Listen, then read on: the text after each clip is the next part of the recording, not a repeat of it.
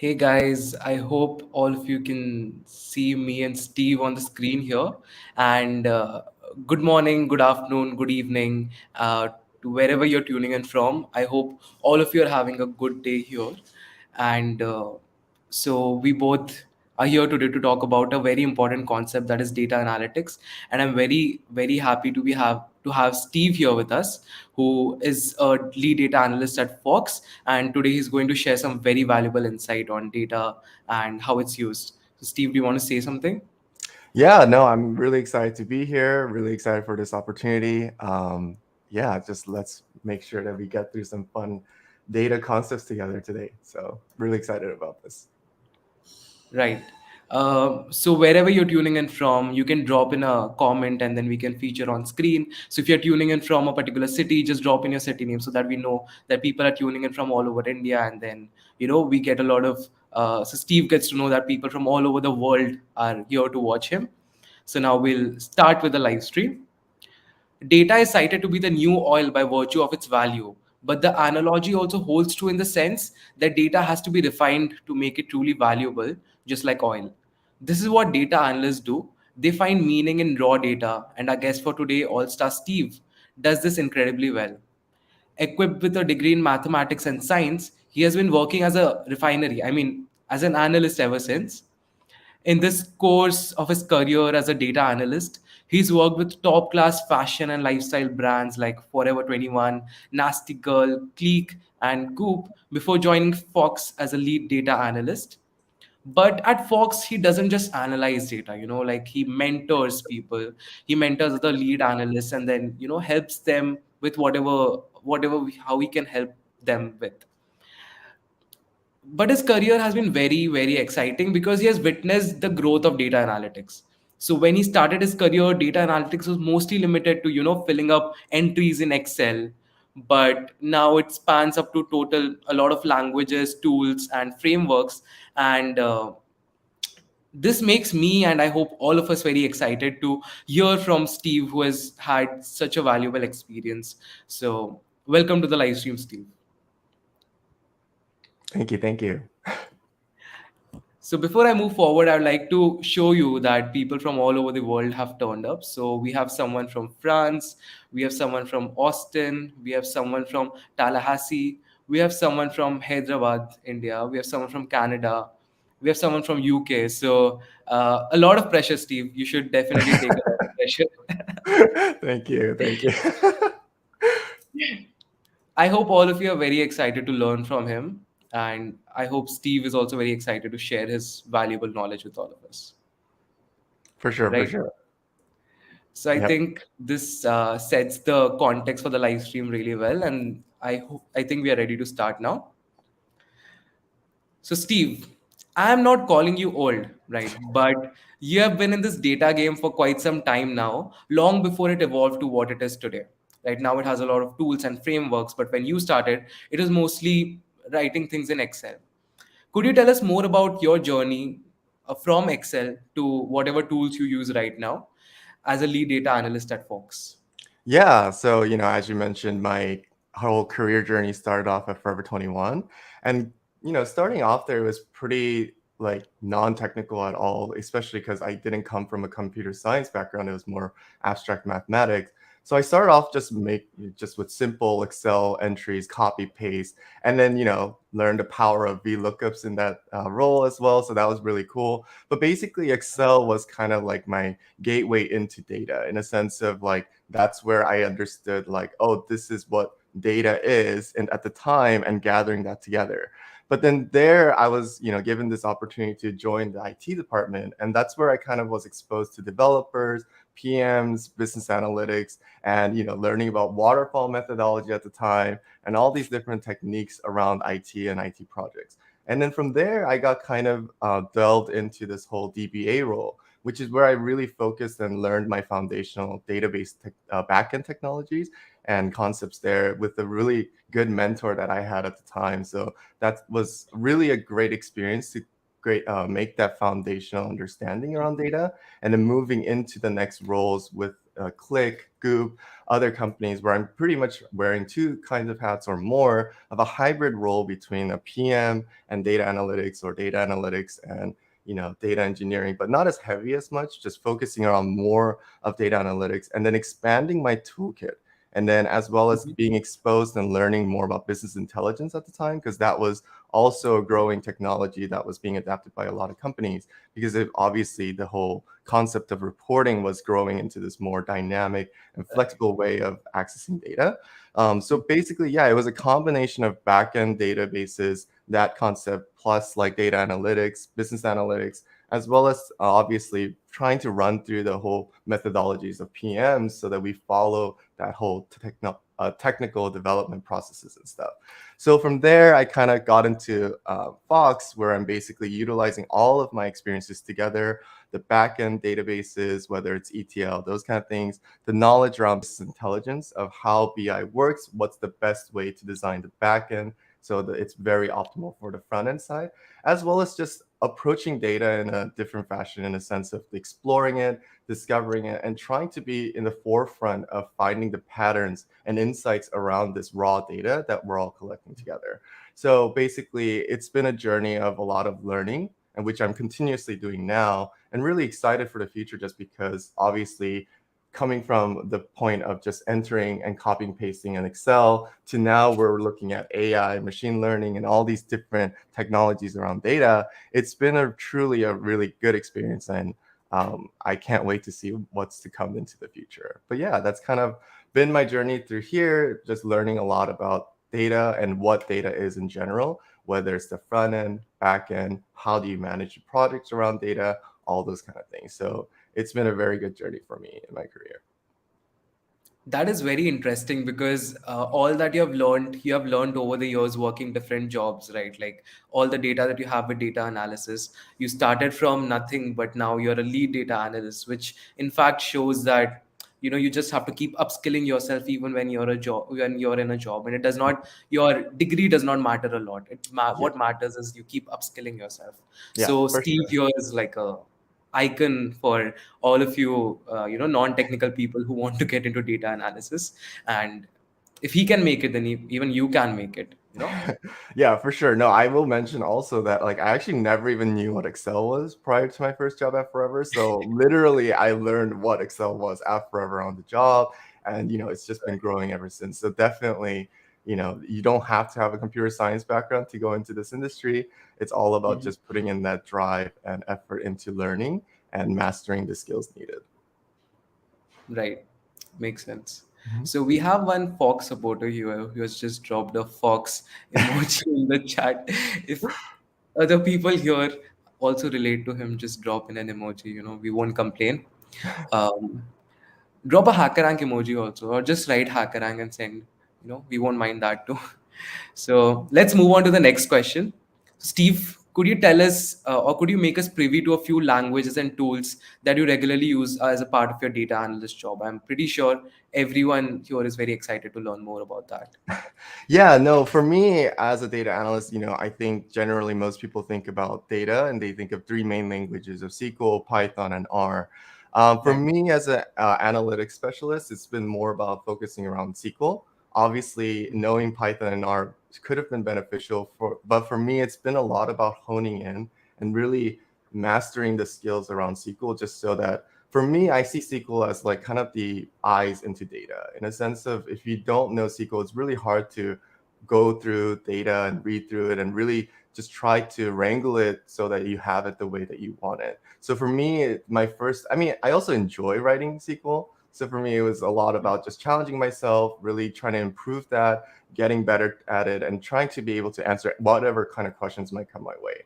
And because of that years of practice of doing that, it's allowed me to kind of wrangle all sorts of data, whether it's unorganized or organized. Because for me, it's pretty much exploring and discovering as fast as I can because of the SQL skills I have, and then trying to provide the insights and of ways that we can use this data better, of things that I can see that Mhm. perhaps can have an impact to the decisions downstream. So for me, it's been mainly SQL, but because of that whole dependency of that code or that language, I basically have to have some kind of an application that can run these queries against databases. So, I've worked with two different kinds of stacks in my career, which is the Microsoft stack as well as the AWS stack.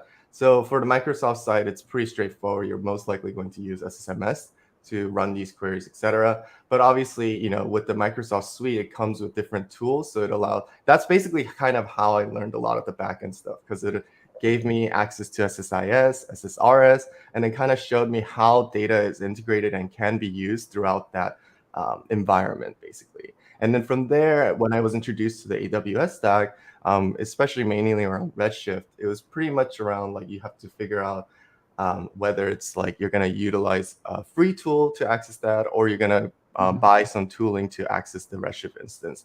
But in those cases, it's a lot more flexible. It's not limited to a certain program like Microsoft. You can use different programs outside of AWS to access the Redshift. So for me, it's been mostly just asking about, hey, like, how can I access this database? What application should I use? And then basically once I have those permissions, then I run a lot of SQL. Obviously, I still use Excel to this day just because that's kind of where I started. I'm very comfortable with it. So it's been a lot of combination of writing SQL and pulling the data the way that I want to, and then really transforming it and understanding it from an Excel perspective, just because I'm so accustomed and used to doing a lot of the Excel formulas.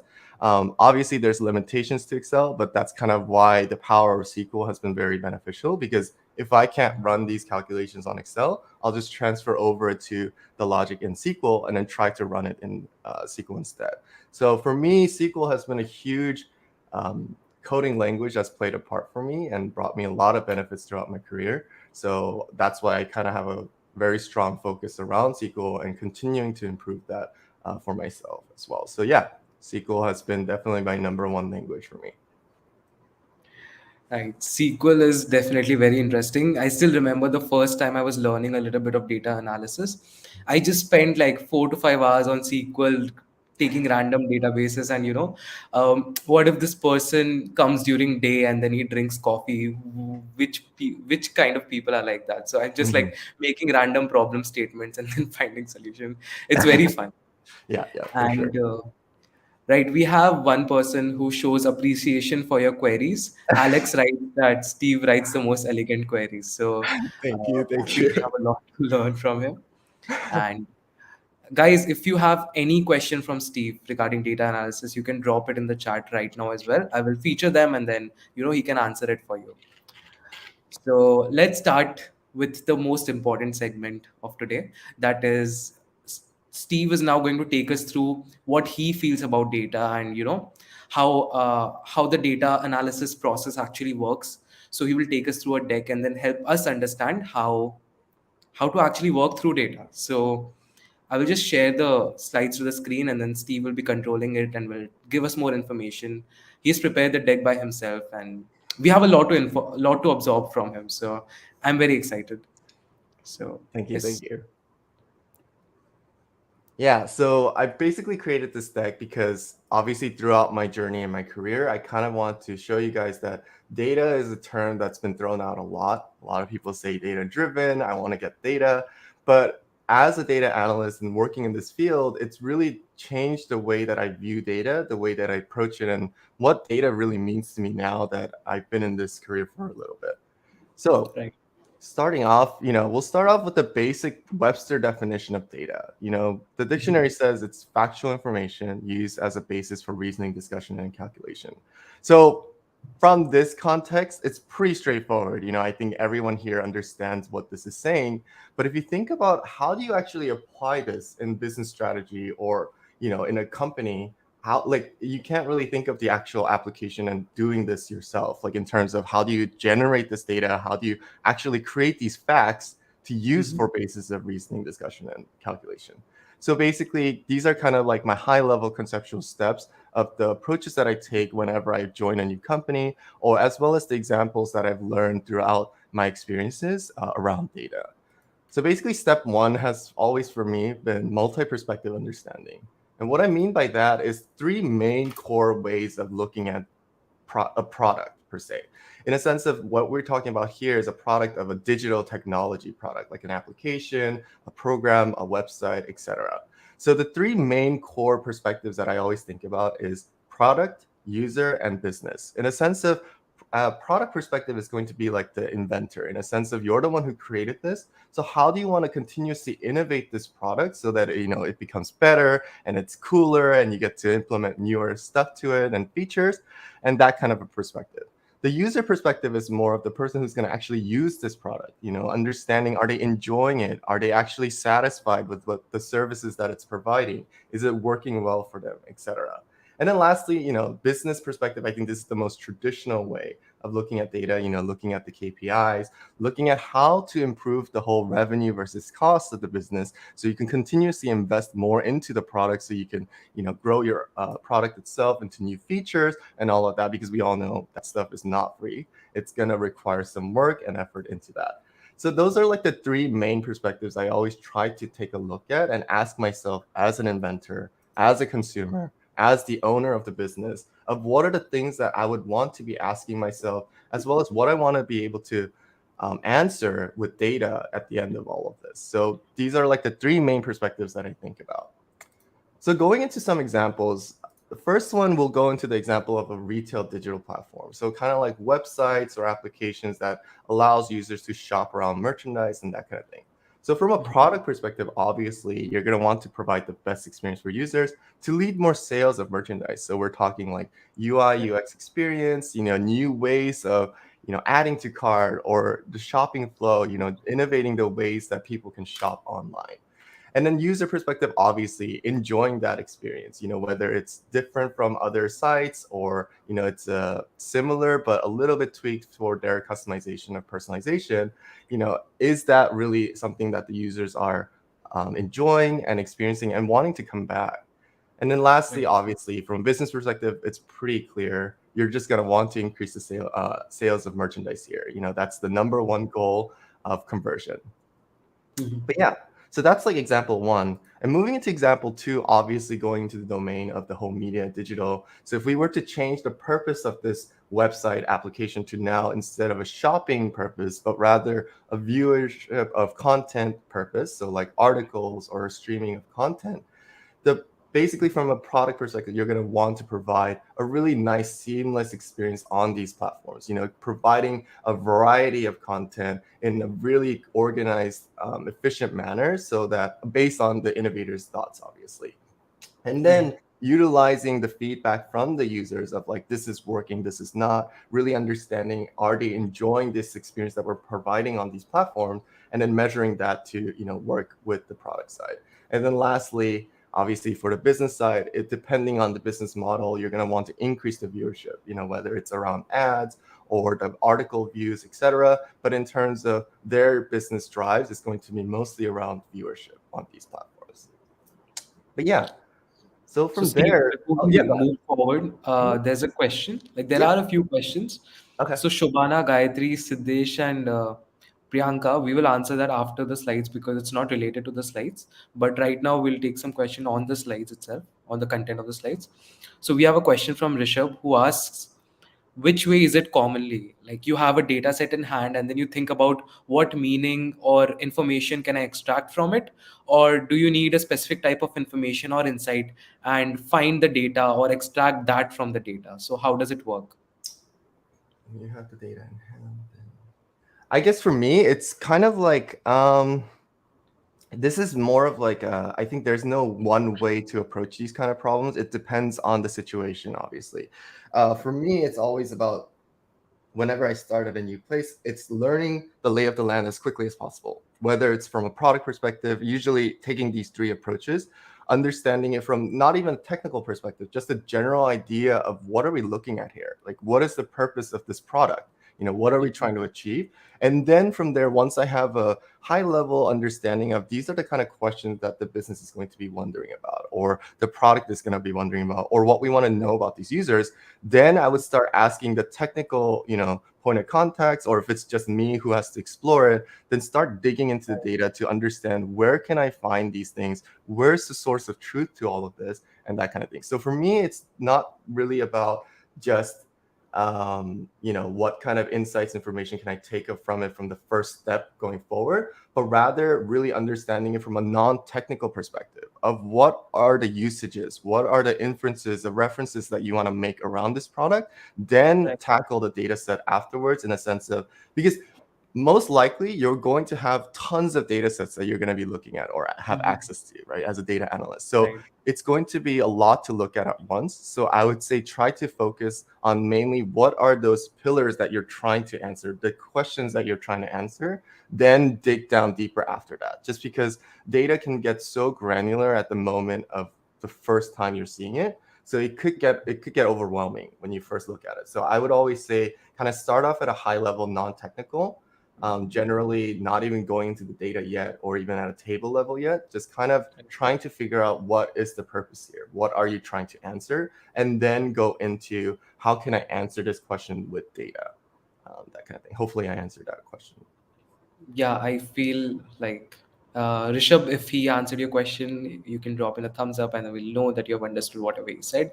For now, we can move forward to the next slide. Okay, cool. So now that we kind of have the three high level understanding of how we want to approach the product, we're going to now go into the triple T. And what I mean by that is tagging, tracking, and triggering. So these three concepts, I feel like they go all in hand in the generation and the creation of data. So what I mean by tagging is when you set a data point somewhere, you're going to want to include details around that data point, right? Like you're not going to just want to know that it's fired or not. You're going to want to know the details that when the data got generated, what were those other details that needs to be generated along with it, so that when we do dig deeper dives, it's going to give us a much more fuller color into the story that we're trying to create here. And then tracking and triggering, they kind of go hand in hand together in a sense of, obviously you're going to want to understand what are you exactly tracking here? Like what is this Mhm. behavior or this data set representing? And then the triggering goes into place because as you're defining that behavior, you're going to want to understand what is going to be the behavior that triggers that data to be created, that record to be Right. generated when the user does XYZ. So Mhm. obviously this is kind of like hard to understand when I talk conceptually, but as we go into or before I go into examples, there was something I also just want to make sure, a lot of what I'm talking about here is just aligning the data strategies to those perspectives that we were talking about before, those three Mhm. pillars of product, user, and business, and really aligning that, Right. and then applying this whole triple T concept into it. So the Mhm. first example, going back to this whole retail website, there's going to be a lot of places on the website you're going to want to track because there's all these different questions that you're going to want to answer, whether it's coming from the product perspective, user perspective, or business perspective. There's going to be places on the website you're going to want to track in a sense of when a user clicks on the home screen hacker rank button, then you want to track that to see and understanding how many users are bouncing from this merchandise page back to the home page. Or as Right. well as, if you want to understand how many users are clicking on our sales collection, you want to keep a tracking on that sales tab button on top, right? So you want to make sure like where are they clicking that from? When are they clicking it? And then is it clicking it from a merchandise page? Is it coming from the home page, etc.? And then obviously the obvious things of like adding cart, wish list, clicking on the cart, all those things you're going to want to track. And along with the details of like the merchandise, for example, to be honest, and then obviously all the little details of what the user might be clicking on, like the size ranges, are they searching for things? Are they adding to things? Are they looking at their wishes? Are they going back to their profile, etc.? So Right. by placing these data points along with the tagging details, it's going to allow you to start generating the data that you're going to need to answer these questions. So that's kind of why you need to keep in mind of those high level concepts, the three pillars that we were talking about, and then start figuring out, okay, well, where do I need to place these Mhm. generation of data on my products so that I can gather and collect that data to answer these kind of questions. And then Right. similarly for like a product for media entertainment. So if we're taking a look at like a publishing website where they have a bunch of textual articles available to view, you're going to want to know how much of this article is being viewed by users, right? You're going to want to know the scrolling amount. Like you're going to want to know how much of that entire article was loaded onto the page so that the user can view it. Was it due to images that the viewer didn't like, or the user didn't like this article, etc. And then understanding the flow and the continuance of reading and consumption of this content is going to be critical for them to understand. So that's why you're going to want to have tracking on like the bookmarks, understanding how far they scroll, clicking on which collection, etc. And then going to like a more of a streaming service, you're going to really want to understand how much of the content is being consumed, in a sense of, are they watching half of it? Are they watching a quarter of it? Are they watching the whole thing? And then understanding, are they watching next episodes? Are they going to the previous episode? Are they looking at this season's details? All these different things, so that you can answer the kind of questions that might arise around these media digital technology products. Right. Yeah. So Yeah. before we move forward, I had a question. Mm-hmm. So you talked about adding to cart and then how businesses can track it. So that's a huge problem with the fashion industry. Like people add to cart and then they forget to check out.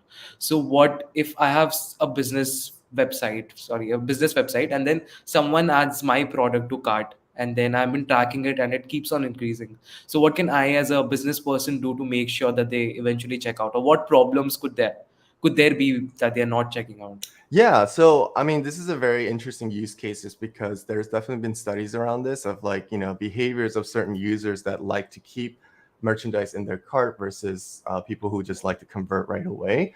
Really digging into exactly what might be the reason of the source of why people are behaving that way. Generally, the strategies you would take is probably applying data science somehow, really integrating the details around the processes of why the users are behaving this way. What factor might be contributing to, maybe there's a pattern to why all these users are behaving this way, and then really Right. tackling that to understand, is it more of a UX UI problem, is it more of a merchandise problem, etc. And then really understanding and refining the reasoning for it with data, in a sense of, whether it's using statistical analysis, etc. But it really depends on the company of how much they want to invest into that. If they're okay, because sometimes it depends on the product's conversion definition, right? Maybe the conversion of it is not even just all the way to the sales. Maybe they just do want it to add it to cart because that serves a purpose somehow. But in the end, it's about, really for me, it's been about approaching things with context of understanding, like,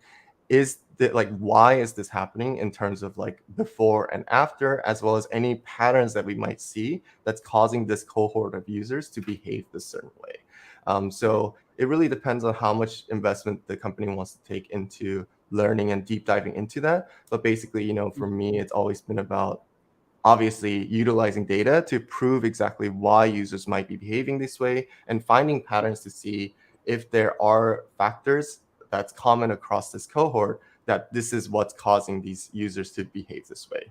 So Right. So before we move forward, so there's a LinkedIn user whose name I cannot see, but they ask, "How does this get recorded? I need to jump, but love to listen." Yeah, so this will be recorded. You can always come back to listen to this conversation again. Um, so one more question would be, yeah, right. So best place to learn different data analysis concepts, steps, and tips. you mean like my personal recommendations? Right. I Oh, think okay. that's right. Well, I mean, HackerRank definitely has been a really good source for me to practice my SQL. They have tons of questions on there in all kinds of levels, so that's been really cool. And that's kind of how we discovered HackerRank, actually, to see how can I continue to improve my SQL skills outside of work. But honestly, it's really about, I would say, passion and drive around data, in a sense of, I'm gonna speak more about this later on, but in the end, like, it's been really about like continuously putting on the hat of ownership, in a sense of, if I were the one who was creating this product or running this business or owning this business, what would I want in place in terms of data that I would want, like, I would be happy with? Right. Obviously, none of the companies I work with is my company, but by wearing those hats, it allowed me to kind of be more proactive about how to provide the different data to the users and the business. So I would say really the best place is probably going to be in the office, at work, really talking to your colleagues, talking to product managers and executives about like, what are they trying to achieve here? And how can you support those initiatives with data, and Mhm. really trying to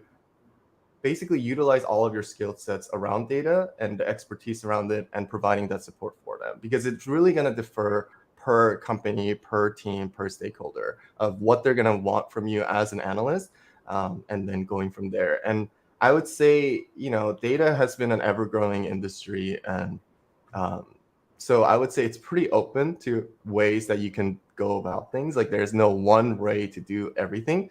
So for me, it's been learning a lot from my colleagues as well, other analysts, other data personnel who have done what they do for years, and really learning from them of like what has worked, what doesn't work, what have they tried, and what can I learn from them, and then continuously just adding to my tool skill set. So that's kind of been my best way to learn things. It's pretty much been my team at work and just getting through a lot of challenges and obstacles throughout the way.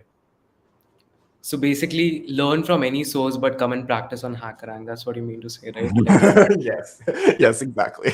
But yeah, no, I definitely will recommend HackerRank for SQL practices, because I definitely told my colleagues before, if they ever do want to practice on the side, definitely check it out, because they have all kinds of levels of SQL questions, and of course, they have all kinds of other languages available on there. So definitely, it's been a great resource for me, especially for my mentees as well. So. just saying, we didn't pay him to say that. So all of it, it's coming from his heart. So if Yes. anybody thinks, yeah, we're not. So Abu gave an important, interesting perspective to the add to cart thing. He keeps products in cart because when he wants to buy a product, he's less in budget, but in future he could buy. So Abu, one data analyst is collecting your, that you're adding it to cart, and they are probably putting in data science and stuff. But your reason is completely different. Yeah, this is a reason that would be there. Yeah, yeah. Uh, Right. So one more question would be, is there any generic rule to categorize data which fits in all the domains? Oh, this is a tricky one, just because, I think there is no one generic rule that works for all. It's pretty much, as the, expert in data analytics, it's our job to kind of figure out what is the optimal way. And that's all about like, data structures and all of that. So I would say, if you do have an idea of how you want to categorize this data based on usage, or, however you're categorizing it, I would think about using that information more in terms of the structure of like, is it that you're going to want to duplicate this data in multiple places, or is there an efficient way to solidify and unify this data into a singular categorization style, etc., and then go from there. But I will say, because data is used by so many different stakeholders and for different uses, sometimes it is very difficult to just categorize it in one generic rule. Generally, you kind of have to think about the usage, how this is going to be used, what this really means, and that will kind of help you figure out, can this be categorized under one generic rule, or does this need to be split into or organized into multiple different tables and structures along the way. So I think it really depends on the purpose around what are you trying to achieve with the data itself, not just for now, as well as for the future as well. Makes sense. I think we can move forward now to the next slide. Yeah, no worries. So now that we got all the tagging, tracking, and those kind of things done, and the generation of data is in place, we go into the next step, which I call the COC. And this is where we talk about the whole collection, organization, and consumption, which is, very good segue from the last question. And basically, what I mean here is, this is where it gets a little bit more technical, in a sense of the collection of the data. How are we going to pull this generated data that we've tagged and placed into tracking, and how are we going to collect it? Because that collection is going to be critical for the delivery of data, right? Some people are going to want this data to be available right away, or they're going to want to see the data from 1 hour ago. So it really depends on like how this data is planning to be used and how frequently you want to collect this stuff. And then the next things we want to go into is organization and consumption. Those kind of go hand in hand, because like we were mentioning before, the consumption of the data, the users, stakeholders who are going to absorb this data, it really can be accessed in many different ways, whether it's a direct hit against the database, against the BI tool, against just the reporting on Excel, or even an application that references these data points. So it really depends on the purpose of how this data is going to be used, and that should drive you on the organization of it. Because, there's going to be limitations and requirements for business intelligence tools. The way that you structure the databases or data inside the database in the backend is going to be critical for the optimal execution around these business intelligence tools. And if it's not organized properly or set up properly, it can definitely hinder the way that these business intelligence tools work.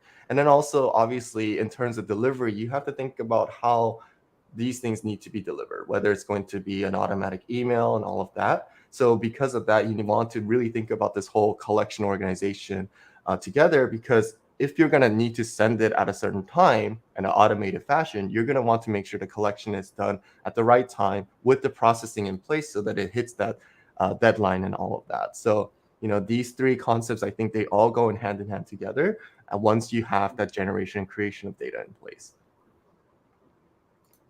But yeah, so as we're working through this, especially now that we're getting into the more technical processes and executions around how you're going to do this data stuff, these were the things that really stuck with me as I was working as a data analyst throughout my career, just because these are things outside of my realm, but are critical to the success of my role. So the first thing I want to mention is just the engineering partnership. Something that I feel like, especially data engineers, they don't get enough credit for is what they do. They are the experts of optimizing and creating efficiency around these pipelines that we're wanting. If we want a data to be available at a certain time, if we need it at a certain place in the backend, they're all the ones who are basically takes that design and executes it to the best that it can be. So, it's pretty much, you got to remember to be best friends with your data engineers. They are really amazing people that do great things that just they don't get enough credit for, just because it's such a back-end thing. But in the end, they play such a critical role in terms of the organization, the execution of creating these structures so that we can use it downstream properly. So definitely, we as analysts, we need to continue to improve our communication skills, whether it's to technical people or non-technical people, because we are basically the bridge for the data engineers, for them to get an insight into what are they building, why are they being asked to build it a certain way, and etc. So really keep in mind of the partnerships with the engineering side, because they will play a critical role in the success of an analyst.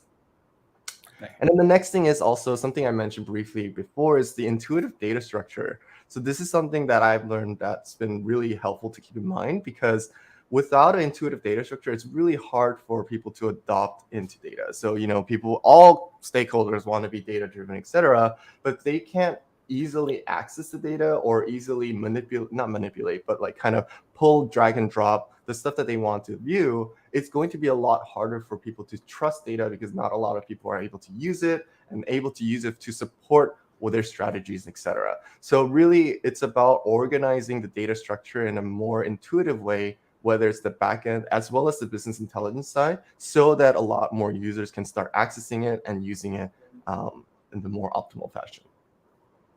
Right. So we have a question from the Okay. audience.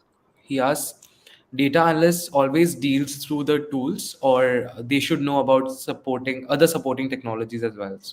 So for me, I definitely think it's an advantage to have all kinds of context background knowledge around data, because even though, yes, I'm not a data engineer, but knowing how these backend technologies work, such as Redshift, S3, or even for Microsoft, like indexes, like table, like optimizations, all of that, it helps me in a sense of providing a lot more thoughtful recommendations and designs to our engineers, and they don't have to think as much through every scenario and everything possible, because obviously for them, they have a lot more technical background, a lot more you know the know-hows of the industry. So basically for us analysts, I think it's really good to have that background knowledge. Like for me especially, like I like to learn about it, just because in the end I hear all these like terminologies and technical things thrown around in meetings and discussions. And I really want to be able to keep up with those discussions and be Right. able to provide feedback from an analytics perspective. So yes, it's not a requirement, but definitely it gives you an advantage as an analyst to have that kind of back-end technology knowledge, just because, now you can understand what the data engineers are saying, as well as even like just provide them, recommendations from your insights of what you know of like, hey, maybe this will be a better solution than this, and then obviously Right. work with them as a partner towards that solution. Makes sense. I hope that answered your question, Akshay. Sayan asks, can you give me the certificate? Yes, Sayan, you can go to hackerrank.com and then, try the SQL questions and then you will get the certificate after that. So, yes, we can move to the next slide now. Okay, cool. So lastly, one of the things I wanted to mention is the toolkits that I found invaluable throughout my career, just because, these have been extremely helpful throughout how I can execute my job and just doing it really well. So something I already mentioned before is SQL. SQL has been my number one language in my life, just because it's been literally the way that I look at data. Just getting really good at it helped me explore and discover data a lot more faster and provide a more proactive guidance around data before anyone else can really get to it. So that's Right. been really critical for me, just being able to write queries very quickly and to skim through and explore data as fast as possible. The other thing kind of goes in hand with what the question we got just prior around this business intelligence knowledge. Like, yes, I don't no longer like really build out reports or dashboards on these business intelligence tools, but knowing that there's users who are wanting to do those things, and with my experience doing that at one point in my life, it helps me to kind of be more proactive about the structures around how this business intelligence is going to work. So having this background knowledge around business intelligence, the consumption of data, has been really helpful, because especially the business intelligence industry itself is growing. There's so many tools out there, and each of them work a little bit differently. They might have their requirements and limitations in the back end. So you kind of have to think about all of that, because you can't expect like data engineers or other non-data analysts to really be an expert on BI. So you kind of have to provide that kind of knowledge for them and really guide them towards that right structure in the back end, so all of this is going to work properly. And then lastly, curiosity. So this has been a big thing, because you are going to run into a lot of messy data and a lot of Mhm. things that you might not want to look through just because it's not well organized. But this is kind of why like this whole SQL thing comes into hand, because it allows me to really ask whatever questions I want and then try to write a query to answer that question based on the data. So curiosity has always been something that's been keeping me going, just because I like to really define things and really question things down to the core to really understand, are we in alignment of exactly what we're talking about here? Are we talking about the same thing, even though we're saying the same thing, but we might mean different things? So it's really about, asking the right questions and really digging through the right things that will provide you the benefit at the end. But yeah, so Right. lastly, with that, I'll just kind of end this whole thing with, using that curiosity to drive through the unknown. Just because, like I said, you are going to run through a lot of data that might not be organized yet. It might look very overwhelming, but definitely continue yourself to ask questions, ask like, what is this? And then try to figure out, are there patterns? What can I figure out about this before I start, asking a bunch of questions to other people? And then always ask yourself, do you know what data you're looking at? Because in the end, you're probably going to be given some numbers or a chart, but you just don't know exactly if that is what you're looking at. So definitely, question those things. Ask, like, how is this being derived? How is this being calculated? And then get down to the whole tagging, tracking, triggering implementation of like, is that reflecting exactly what we were looking at or what we defined it as? And then continues to refine and align those definitions so that everyone is talking the same lingo. But yeah. That was a very insightful conversation on data science and sorry, data analysis. And then you gave us a lot of information. And I think I'm ready to leave my marketing job and get into data analysis. Nice, nice. But yes, we have a few questions. I'll take them and then we'll move to a really fun segment. So just 2 minutes and then we'll do a really fun exercise with Steve. But before that, Radha asks any suggestion for freshers? What's a fresher, like a new person into this industry? Yes. Yeah. Um, I honestly like the fact that I started with Excel. It was kind of a really nice bridge and gateway into SQL, just because I feel like there's a lot of similarities to it. Obviously, Right. Excel is a lot more limited than SQL, but for me, SQL learning those or Excel learning those formulas, how they work, and really working with those numbers in a more like chart table manner, it helped me really visualize of like what I want to do. Because what I do then is when I look at databases or tables, I basically kind of in my mind chart them into Excel and then really understand, okay, so here are all the columns. So what am I going to try to do here? You know, I want to pull this in and reference this column here. So that's going to be like my joining logic, etc. So for me, Excel was kind of like the gateway into this whole SQL and understanding like how to write queries. So for me, that was been a big portion. Like I mentioned before, HackerRank is a great source for getting into SQL. They have a lot of easy questions on there, all the way to very complex. So definitely try out that.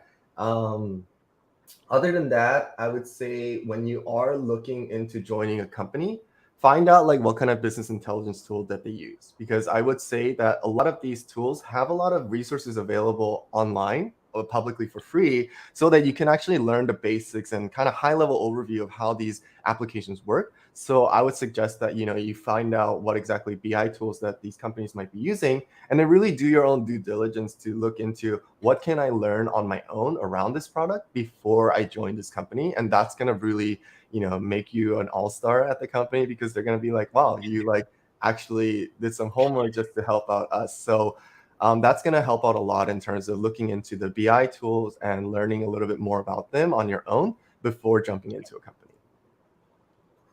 Okay, so we have some appreciation for you as well. So someone has written, "Thank you for precious insight in this field." And then Alex is a very big fanboy, I guess. He writes, "How you being able to visualize queries like Steve." No, he's Uh, one of my really good colleagues from the past. No, he's an awesome data analyst himself. So right. So I'll just leave the stream, Alex. You can join, and then you both can, record. yeah. No, I'll not do that. Okay, so we'll move to the fun segment now. I will get back to all of your questions. I know a lot of questions are coming in, but I'm very excited for this segment particularly. So I hope all of you have fun as well. So I've very cleverly named it Visualize Visual Lies, right? So what I'm going to do here is we are going to show Steve a lot of graphs and charts, and then a lot of information will be hidden. So it's a thing for you as well, right? In the comments below, just try to guess what this graph will show. So I'll give you an example. So this is a graph, right? So there you can see two fields. On the x-axis you can see number of years someone coded as part of their job, and on the y-axis you can see median annual salary for a person in US dollars. But I've hidden what those lines can signify. So I want all of you to write in the comments below, what do you think that red line means, or the blue line means, or the green line means? So the red line has higher salary as compared to both of those lines. So Steve, what do you think this data is for? Interesting. So it's definitely something pertaining to a coder, and that would Right. impact their salary somehow. Right. Number of years. Maybe it's based on top line. So perhaps like the red is like the software engineers that know the most languages, and Okay. then the blue is maybe the software engineers that use the least amount of languages, and then the green is kind of like taking those two boundaries and putting an average, maybe. Okay, very, very, that could be one answer. So I'm getting experience versus salary. Yes, it is an experience versus salary, but there are three lines. So what is the red line for? So red line means more experience. That could not be possible because number of years is there. So Steve's answer makes sense, that red line means more number of languages and blue line means the lesser number of languages. But the answer is, so it was a survey done from 12,500 developers, and the red lines are the people who use Spaces, and then the blue lines are the people who use both, and then the green ones are the people who use tabs in their code. So there's a huge debate on Spaces versus tabs. So if you are a tabs person, then I think you should switch to Spaces because they're clearly earning more money than you. Very interesting. Right. So Aditya, yes, you can get the recording. It'll be here in the same link or also on YouTube. You can always go watch. Right. So the next one. So this is a graph, and on the x-axis we have time from June to February, and then on the y-axis we have some numbers. So I want all of you to guess what could this be for, and also that Question mark. Like what happened during that day? I mean, coming from a retail experience, this looks kind of like something about Black sales or Black Friday sales or something, just because that's Okay. around the November time. But it doesn't make sense that it's sales just because I would expect it to be still pretty high in December, as well as Right. like I thought it would have been a little bit higher, maybe around February, like Valentine's Day area, just because unless this is like a product that's not pertaining to, romance or that kind of thing, maybe that's not it. But Mhm. definitely, this kind of looks like something of a reflection of like the merchandise sales or some kind of a sales trend. But I'm not really clear exactly what it might be. But yeah, I'm interested to see what this is actually reflecting. So we have some interesting answers. One is COVID. That's not. It's not. No, it's not COVID, guys. Come on.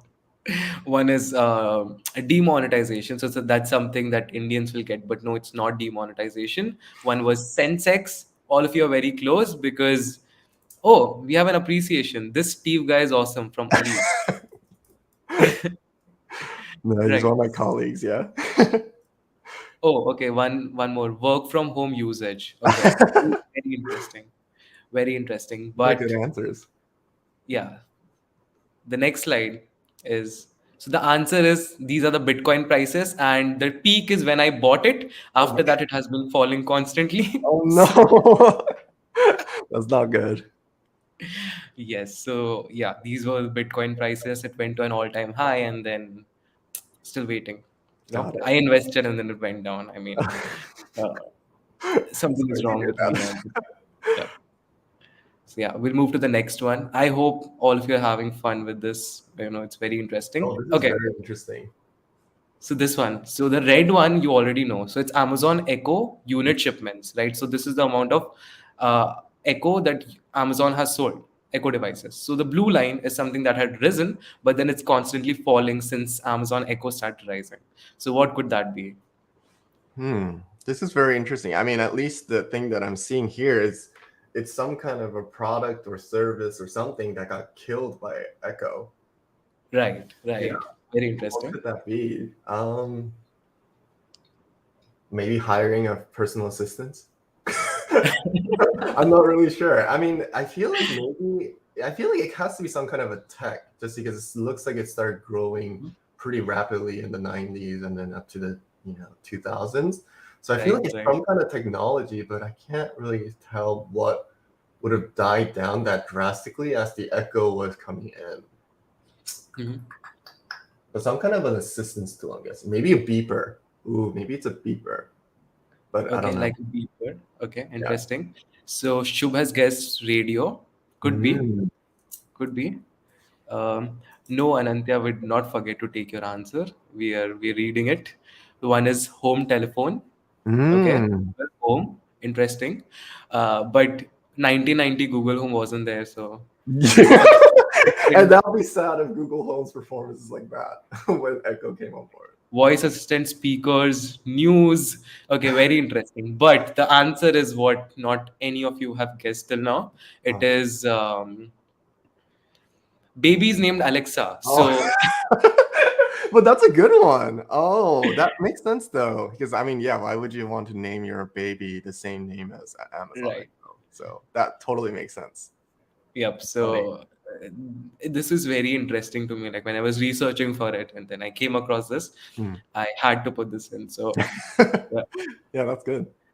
So let's move to the next one. So this is for all of you folks who have watched a lot of TV shows, and so below we have seasons. So from first season to the 10th season, and then number of times said. So what could this be? Like think of Oh. famous TV shows, and then like Mm. who could it be? What do they say? Just guess the TV show, and then that will work. Well, I like is it let's see, something with 10 seasons. It's a lot. Right. Um, is it The Office? No, but okay, Or somewhere there. is it Modern Family? No, somewhere there. No, I'm not sure. Like, I don't really watch like a 10 Okay. season So there are like like two series. two groups of people, right? So one supports Office and the other one is I'm not sure. Like, House? Is it House? no, it's not. So some people have answered in the comments. It is not GOT, it's actually Friends. And then Oh, what is being said here is okay, this was very interesting. Office, that's what she said. But yes. from Friends, and this is Joey's How You Doing. So this is a Oh, very famous dialogue interesting. from Friends, and then it's being in the sixth season. It was said the maximum amount of time. So yeah, Very this was also interesting. very interesting. Mm. Right. So the last one. So before the live stream and after the live stream. So what is in the green now? This will be Um, very easy. Come on. I hope this is like inspiration around data analytics. Okay. Okay. That would be great. Yeah, I totally wish like it will be followers on my LinkedIn account. So if anybody's watching and then is enjoying, then you can go and send me a connection request or follow me. But it is your data analysis knowledge, Oh, right? okay. It was very low Close. before the live stream, and then it will increase after the live stream. Awesome, I awesome. hope. Yeah, I So hope so too. So yeah, this concludes the segment, and then we can move forward with what we have planned earlier later. I hope all of you enjoyed the segment. If you did, and you want us to do further in other live streams, you can tell us in the comments, and then right we can bring this up again. Okay, so let's move to the next question. That was, let's get more into the technical discussion, right? So there are a lot of categories that are very sorry, a lot of people who are very interest like who use data in an organization. So it could be product, it could be engineering, or it could be marketing. So what is your favorite use case of data, and could you give us more knowledge about how it is used there? Yeah, so I mean, I don't know if it's a favorite of mine, but definitely something that I've seen a common pattern across many companies and industries is just, I think a lot of us is familiar with this concept of personas, really understanding the user in terms of who they are. So when we talk about who they are, we're not just talking about demographics of, the gender, location, etc. We're literally talking about the behaviors of these users. That is what is defining how these people would fall into some kind of categorization. And based on learnings of these personas, it's really driven a lot of strategies around companies. So, for example, a specific one will be like marketing. Marketing utilizes that kind of concept a lot because they want to understand like what's the best way to market a certain product or certain content to a user. Do they prefer emails? Do they prefer something else like a social notification, etc.? So really learning about the behaviors and then targeting it based on those behaviors of like, oh, we've learned that this group of users like to behave a certain way. So why don't we kind of show them these contents or show them it in this fashion so that the conversion is a lot more faster for these groups. So learning about these people around their behaviors using data has helped really drive a lot of strategies around, investments and understanding where do we need to put the investment of growing our product in-house so that we can optimize the conversions across of our users. Now we know that these users like to do it this way, these users like to do it this way. So what's our now strategy to basically optimize on those decisions and knowing that how they're going to behave a certain way, using that forecasting methodology to really predict how we're going to target it, how we're going to split the cost so that we really make a good investment in each of the marketing campaigns, etc. So that's been really interesting just because obviously after you implement or execute those kind of campaigns, you're going to want to understand the conversion behind it and what did the users do after that? Did they behave the way that we expected or not, etc. So it's been a lot of focus around users and really understanding the audience of who we're trying to reach, who's coming to our properties, etc. So that's been a very fascinating application of data for me just because obviously it's much more relatable in real life just because me as a user myself, I want to know, is this something that I do as well, or is this something that's very uncommon, or am I the weird one to be behaving this way where everyone else is not? So that's been a really interesting way to learn about people and the audiences and that kind of thing. So yeah. Right. So we have a question from the audience. They ask, if you were to hire a data analyst, what would you be expecting from them? I mean, for me, it's really depends on the level of seniority. Obviously, for senior analysts, I expect a lot more in terms of their SQL skills and their technical skills. Generally, obviously, if it's a new hire, I'm going to not expect them to know a lot of the inside information or anything like that. It's going to be mainly more about drive and passion of like, now that you have all of your technical skills down, knowing that, assuming this is all passed in terms of the interview, then Right. how are you going, or do you have that drive and curiosity to explore through this new data, all these different data sets that we have available at our company? Are you going to be willing to dive into it and really explore that yourself and ask yourself the right questions to get through it? So those are the things I really look for whenever I do my interviews, is that, not just looking at the SQL skills that they have, but the approaches and the way that they communicate with me, the way that they explain their concepts in their heads, and those kind of things, because those are so critical to analysts. Right. So apart from being good technically, you should also be sound, in the way you talk and then how you express yourself, because that becomes very important as a data analyst. Right. Mhm. Right. Makes sense. So let's move on to the next question that I have. Um, Right. So, with your experience, how do you feel has the treatment of data analytics changed over the years? So, earlier, when the technology was limited and then you started working with Excel, so maybe it wasn't given a lot of importance. But now there are a lot of tools that come in, and then people are, trying to be data first. But how do you think it has changed over the years? Would love your insight on this. Um, it's been an interesting growing industry in a sense of, obviously, like you mentioned, it all started with just Excels. A lot of data generally had meant reporting at the time. So just, Right. sending an email with an Excel file, that was pretty much what data was back then. Now, Mhm. obviously, it's transformed to much bigger things.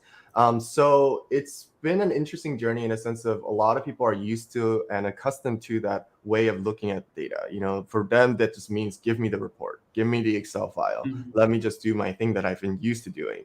But now it's transformed a lot into, getting the data available for people in a more um, visualized and beautiful fashion, in a sense of like, and more automation in a sense, like, and a lot of flexibility and dynamic features around data, so that it empowers the users to do more. But because of that, it's kind of been an interesting battle between that, where we want to empower our users to do more and have self-sufficiency, but at the same time, because they're in the mindset of like, well, you should just send me the data to me, like send it to me the way that I want it. It's been a lot more trying to ramp up those people into understanding that there's so much potential to data further than just the reporting or dashboard. Like, you can do a lot more things and gather insights from it. So it's been a lot of like preaching that kind of concept to a lot of people around me and my colleagues, to let them know, hey, like, we need to expand the data usage further than just this definition and view of reporting. There's so much more we can gain from this.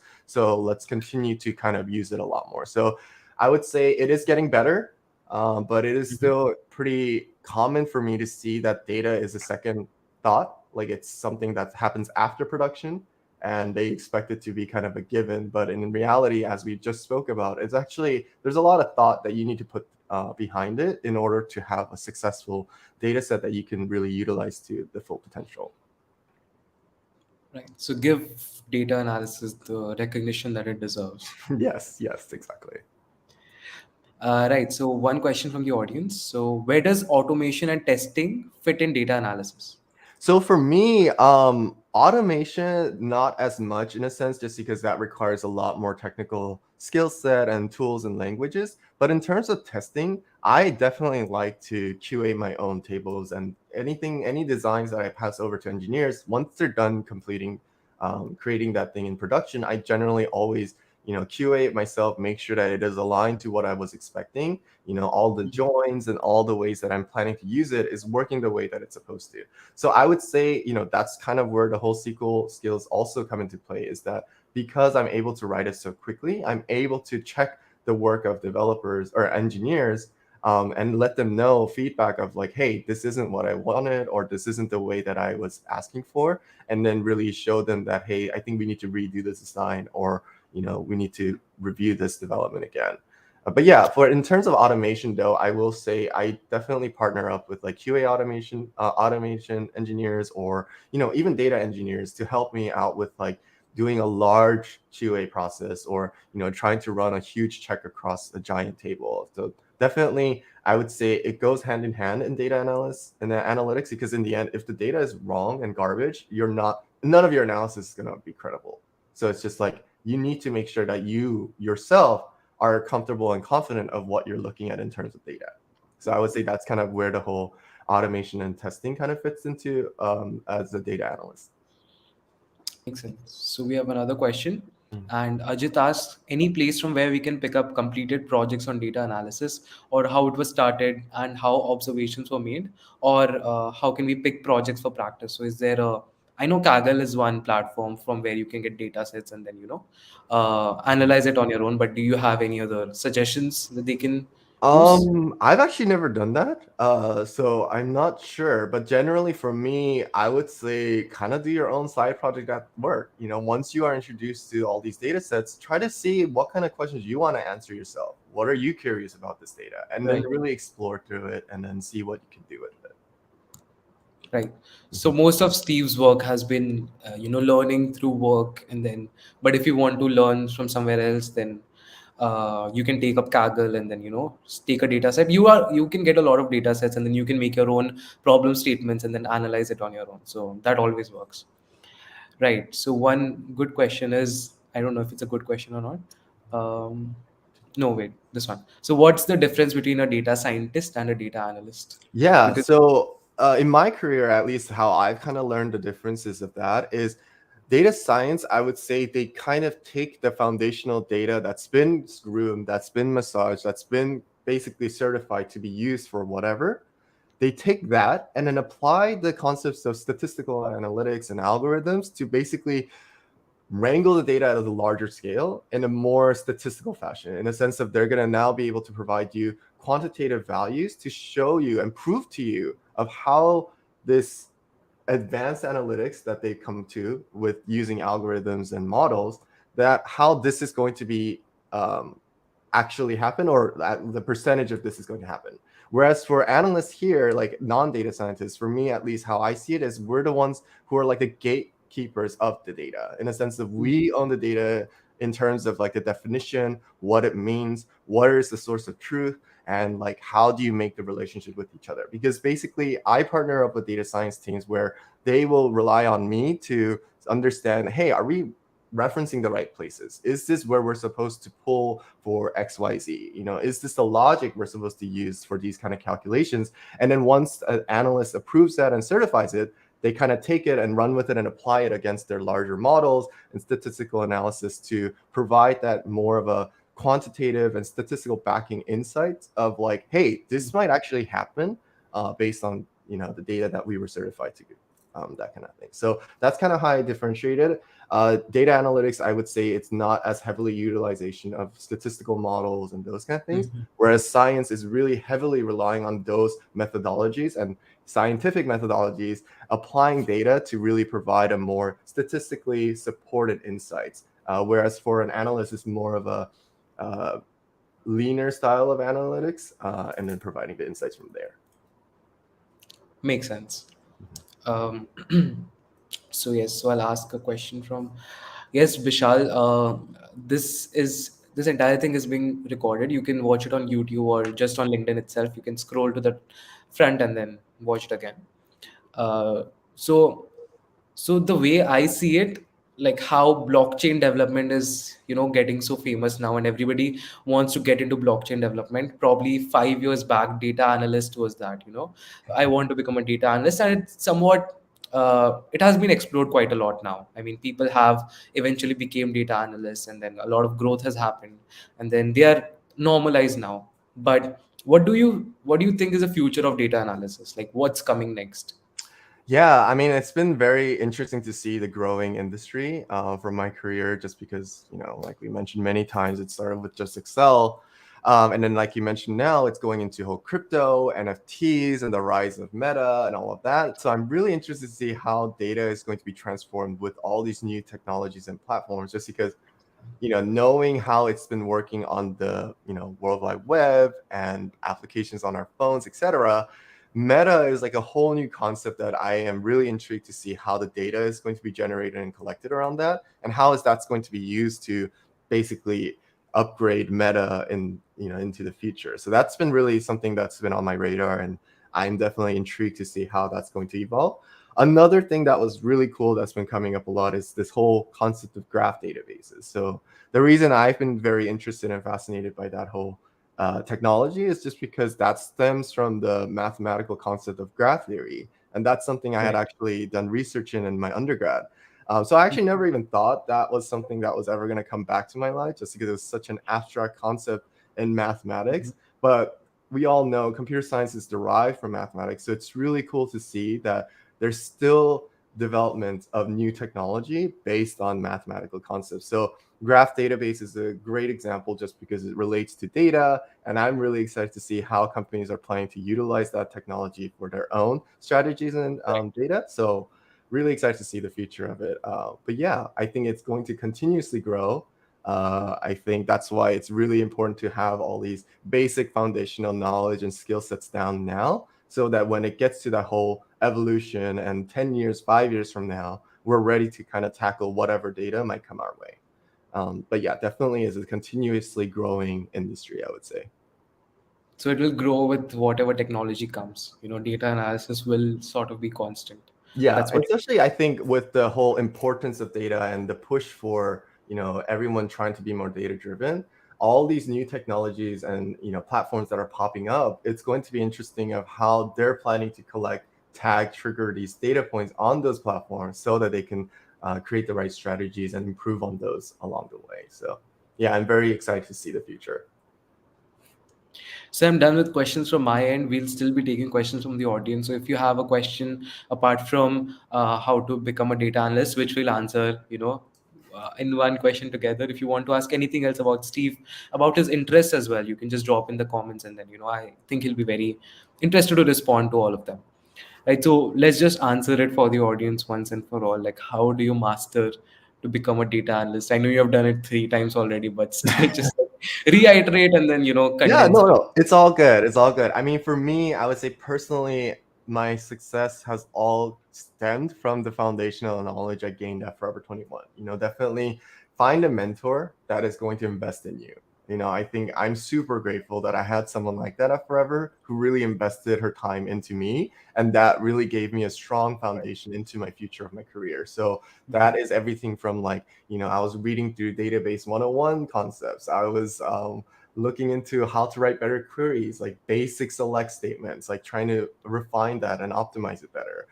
Learning about the backend databases in terms of the different ways you can optimize queries.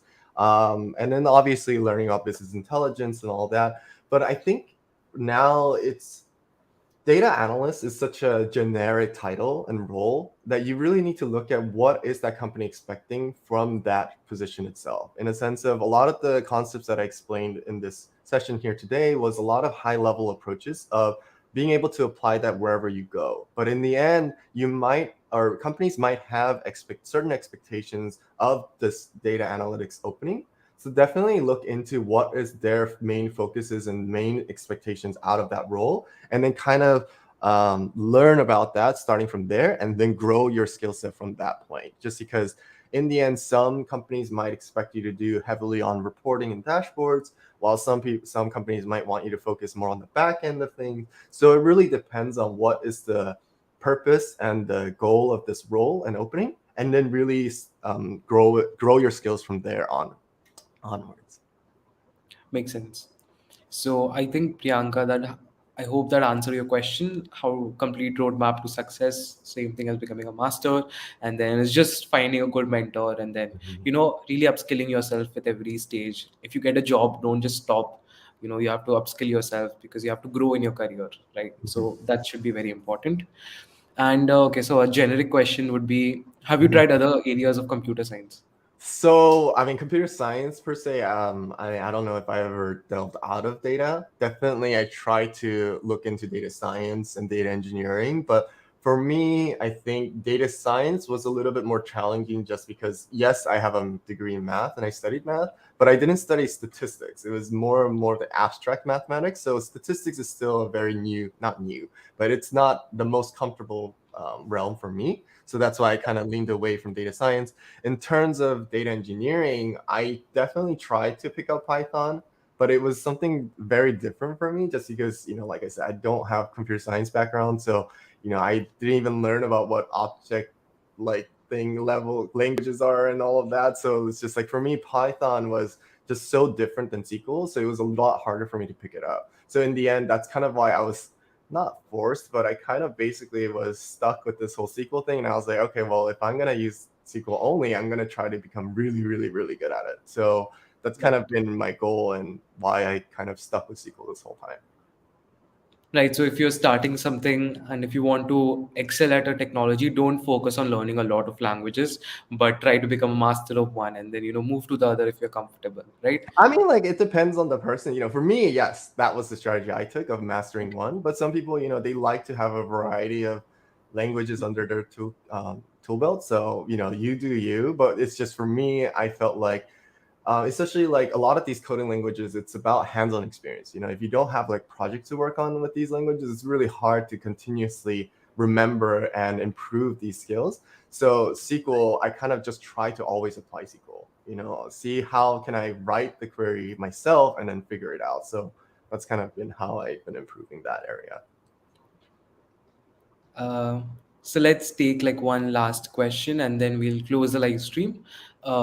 Mohammed asks how to analyze unstructured text data. Oh, no, this is a pretty tricky one just because it really depends on how large this unstructured text data is and what you're trying to pull out of this, right? Is it certain words that you're looking for? Is it, certain patterns that you're looking for? And then most likely, because it's so unstructured and, string var charts are the hardest to work with in terms of pattern recognition, I would say you're most likely going to want to partner up with a data scientist or an engineer to really utilize their more expertise and technical skills to see what's the best way to, organize the text data or even just running the Right. analysis on top of this. So I would say you're probably going to have to partner up with an engineer or a scientist just because their technical skill sets will definitely help you out in terms of wrangling this unstructured text data.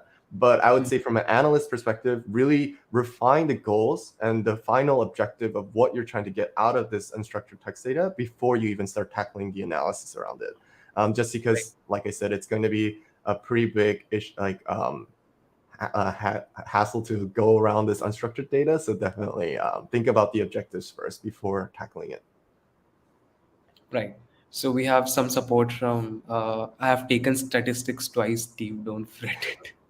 So, I a guess lot like of it's people just struggle with stats. I've definitely tried statistics. It was just really confusing for me in a sense of like, I'm a very visualized person, and then for me to try to remember the difference of like combination versus permutation and all these different things, and then the whole p-value, all and like, that like loses me. Okay, so I think this brings us to the end of this live stream. If you have any other questions, you can always reach out to Steve, right, on LinkedIn. And if you have any other questions for me or HackerRank, then you can come to me or our page and then, just show some support for this video so that we can, come up with more live streams like this. And if you really enjoyed it, let us know. You can send us a connection request, you can send us a message, and then we will obviously appreciate it. So, Steve, any closing thoughts? No, this was an amazing experience. I'm really happy to be able to do this with you guys. Hopefully, you guys were able to get some great information and insights from what I did, what I explained today. But yeah, excited for the future of data, and hopefully, you guys are too. But definitely, thank you for having me here. It's been a great opportunity. Thank you, and thank you for everyone who's tuned in today. Uh, yes, we'll close now. Thank you.